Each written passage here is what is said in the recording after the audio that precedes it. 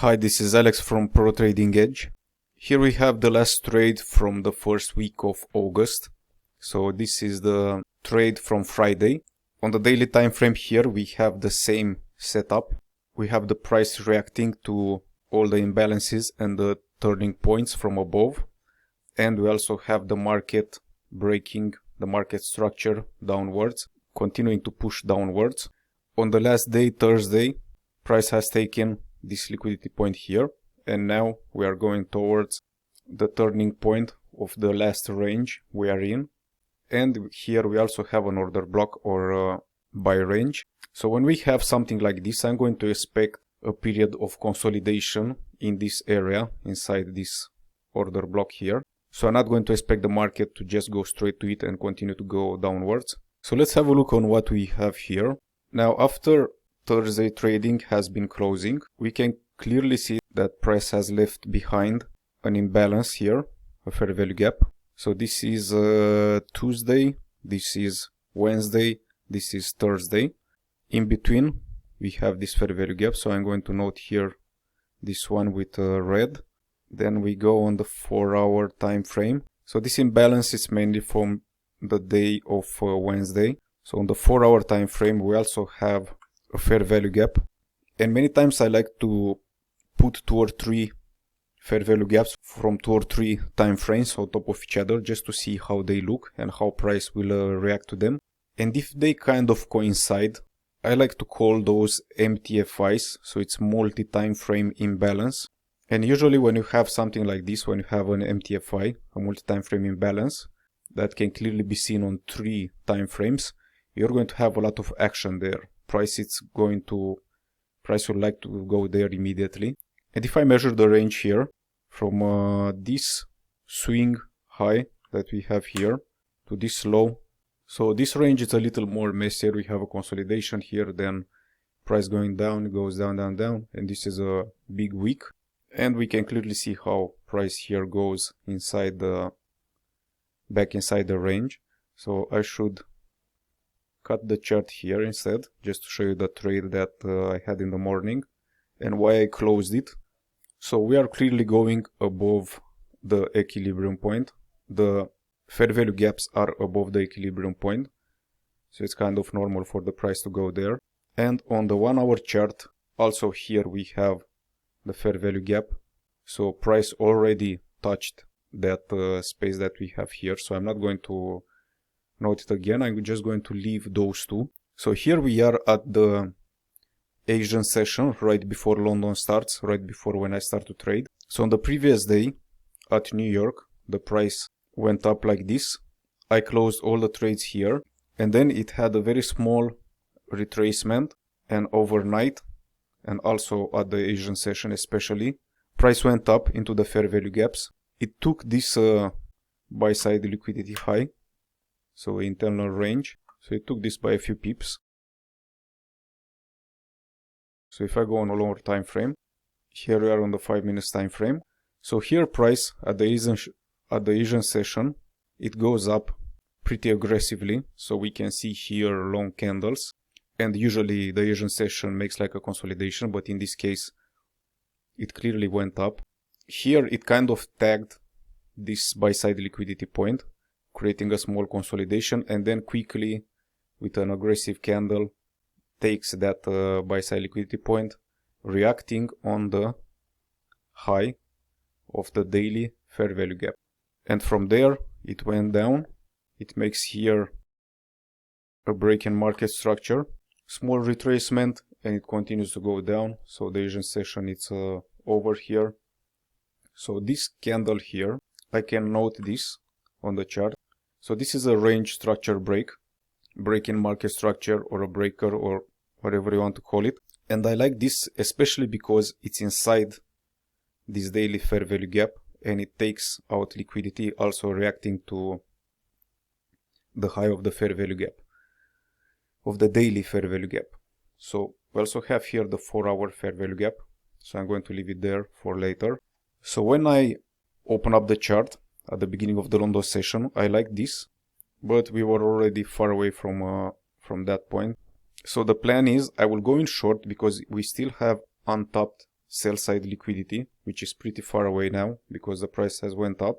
So the price is still going to be attracted like a magnet to this area here. But we also have high impact news incoming at New York.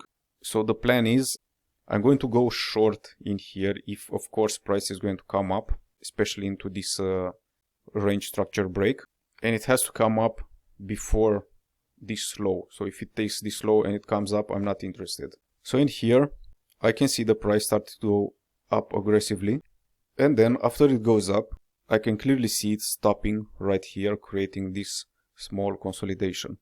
So this, it's right in the middle of the breaker block. So it's right here in the middle. You see how the bodies of the candles, they respect this. So we have only just 2 weeks going in there. So usually the bodies of the candles, they show you what price it's respecting. And the wicks are just there to scare everyone. So the wicks are just there to do damage, just to take out highs, to take out lows, to take out liquidity. That's why many times when there are news, you see those big wicks. So they just send those wicks to scare people of the market, to scare traders outside of the markets. But it does not close there because it's kind of showing to institutional traders, to more seasoned traders, that is going to go the other way around. So in here, it respects this. So immediately when I see this, usually when price reaches a level, I want to see a reaction to it before I go in. So at least one candle. So here I see this candle, but I want to see another one, so it doesn't happen. And then I see this green candle and then this one too. So I see here another candle going down, but then I didn't like this wick, so I waited a little more. So waiting like this and having patience, you see either a small reaction with 2 candles, and I wanted like a wick going the other way. So I wanted something like this. So if I see the price like this going up, I wanted to react to that price level and then to go down one longer candle or maybe 2 smaller candles, but I want them like, for example, like those two, this one and this one. So kind of a continuation, those 2 candles, for example, they kind of have like a continuation to them or something like this here. So those 2.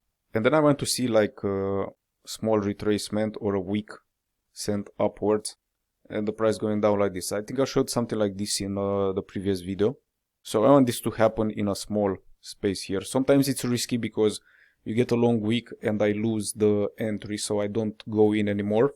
But when I take scalps, I want to see this reaction to the level, because I noticed from experience that this kind of waiting is going to give you a good sign that is the best place to entry. So in here the price goes up and I see this consolidation. So this consolidation to me, it means that the price is respecting this level and it's probably going to start to go down. I know that for other traders, this is, for example, retail traders, this is a flag pattern and they expect from here the price to continue to go up. So I also like this. So in here, when I see this candlestick, I finally go in, position the stop loss about the swing high here. There is nothing else around here. Price is in premium. It's reacting to levels. We have all of those levels here overlay each other.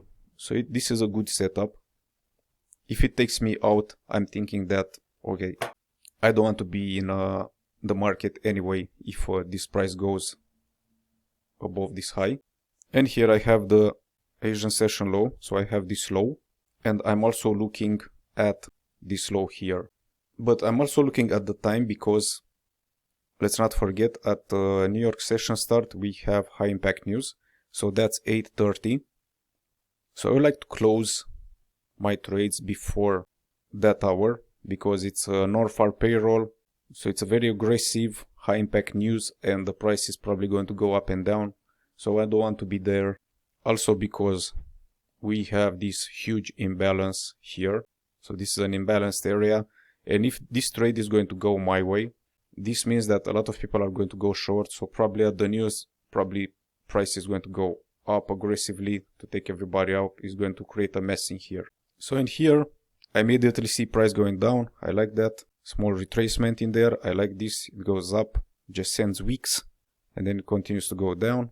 Here I take 80% and then I see price continue to go down. So I was looking at this level. for the 20% runner that I left. So I didn't close the runner here because it's a runner.